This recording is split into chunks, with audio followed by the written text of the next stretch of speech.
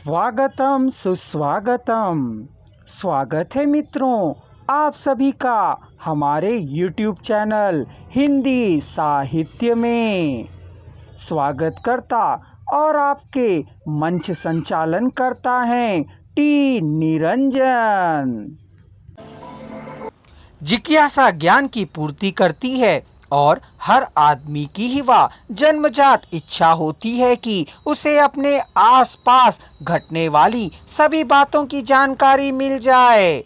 इसके साथ ही वह किसी माध्यम से अपने विचारों को, भावों को अन्य तक पहुंचा सके।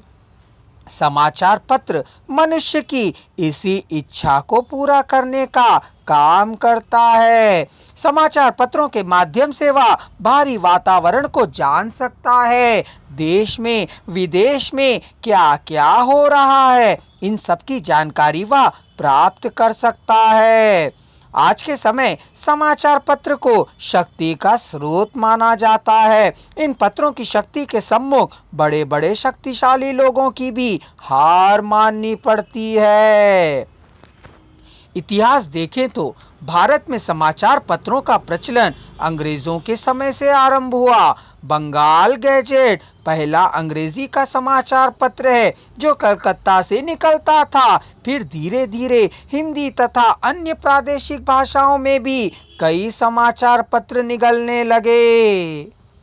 हमारे हिंदी के साहित्यकारों ने भी अपना अनमोल योगदान देकर समाचार पत्रों का विकास किया। जब कभी किसी देश पर कोई संकट आता है तो समाचार पत्रों का उत्तरदायित्व बढ़ जाता है। समाचार पत्र सूचनाएं प्राप्त करने का इतना सस्ता साधन है कि कोई भी आम आदमी इसे आसानी से खरीद सकता है। आज के वैज्ञानिक युग में कई साधन विकसित हो चुके हैं जिसके माध्यम से समाचार पत्रों की तरह ही हम समाचार पत्र भी पा सकते हैं और समाचार पत्रों का अपना निजी महत्व भी है। समाचार पत्रों के माध्यम से पाठक अपना मानसिक विकास भी कर सकता है। अपनी समस्त जिज्ञासाओं को वह शांत कर सकता है। साहित्य की दृष्टि से देखें तो हम कई साहित्यकारों की कविताएं, लेख, कहानी, उपन्यास इसके अंश पढ़ सकते हैं जो कि हम इस महंगाई के दौर में पुस्तकें खरीदने से वंचित होने के कारण नहीं उठा पाते हैं। परीक्षाओं के परिणाम मालूम करने हो या कोई सामान देखना हो तो इसके लिए भी हम समाचार पत्रों का ही सहायता लेते हैं। किस थिएटर में कौन सी मूवी चल रही है इसकी जानकारी भी समाचार पत्र ही देते हैं।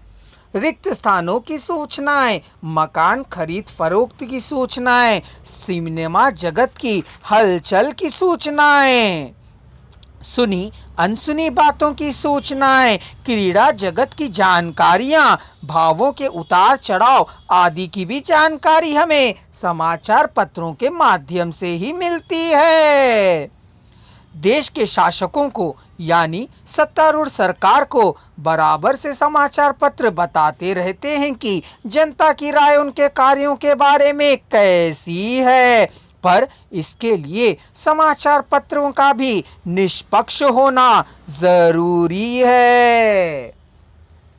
ऐसा नहीं है कि समाचार पत्रों में सिर्फ फायदे ही फायदे हैं, बल्कि मित्रों समाचार पत्रों के कुछ नुकसान भी है। जैसे इसका दुरुपयोग कर एक राजनीतिक दल द्वारा दूसरे पर कीचड़ उछालना। आज के दौर में देखा गया है कि कुछ समाचार पत्र व्यावसायिक दृष्टि को प्रमुखता दे रहे हैं, इसलिए वे कामुकता एवं विलासिता को बढ़ाने वाले नग्न चित्र प्रकाशित कर रहे हैं ताकि उनकी मांग बढ़ सके। मित्रों, हम उस देश के वासी हैं जहां हर बच्चा ज्ञानी है। यह बात हम समाचार पत्रों की बिक्री को देखकर लगा सकते हैं।